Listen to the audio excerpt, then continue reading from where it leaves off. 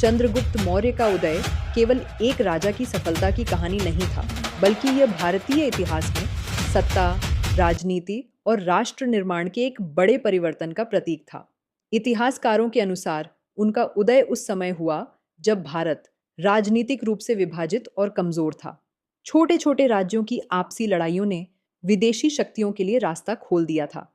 ऐसे समय में चंद्रगुप्त और चाणक्य ने यह समझ लिया था कि यदि भारत को बाहरी आक्रमणों से सुरक्षित रखना है तो एक मजबूत केंद्रीकृत शासन की आवश्यकता होगी। इसी दृष्टिकोण ने मौर्य साम्राज्य की नींव रखी।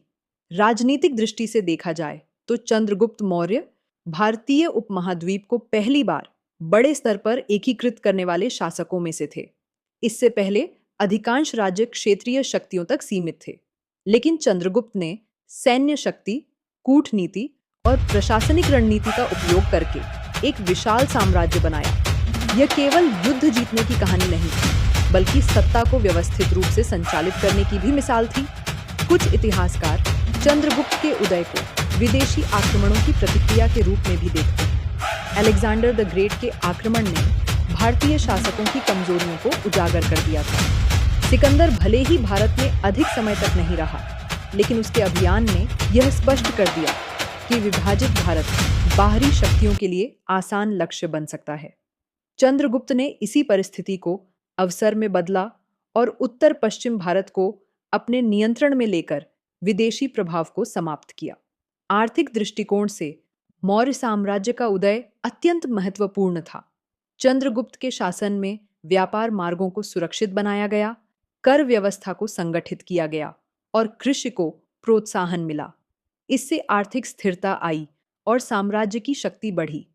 पाटलिपुत्र जैसे नगर व्यापार और प्रशासन के बड़े केंद्र बन गए। इतिहासकार मानते हैं कि मजबूत आर्थिक व्यवस्था के बिना इतना विशाल साम्राज्य लंबे समय तक टिक नहीं सकता था।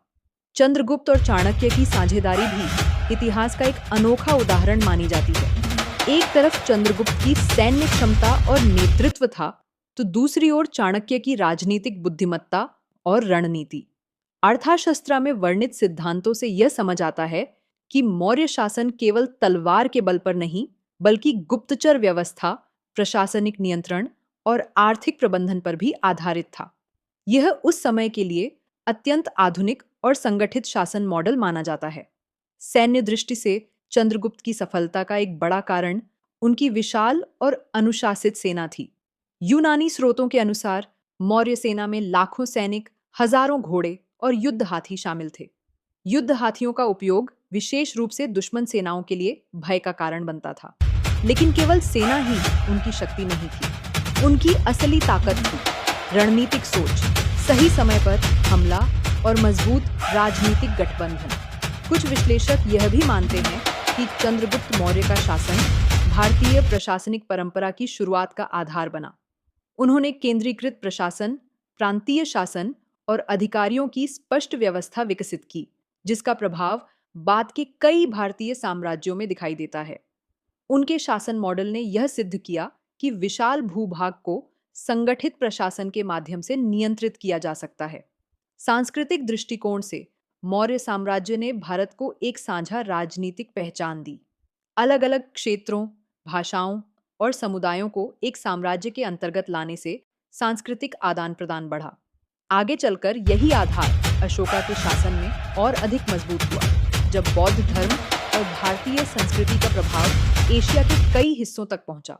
चंद्रगुप्त मौर्य की कहानी नेतृत्व और रणनीति का भी महत्वपूर्ण अध्ययन मानी जाती है। उनका जीवन यह दिखाता है कि सीमित संसाधनों और साधारण पृष्ठभूमि से आने वाला व्यक्ति भी दूरदर्शिता, अनुशासन और सही मार्गदर्शन के बल पर इतिहास बदल सकता है।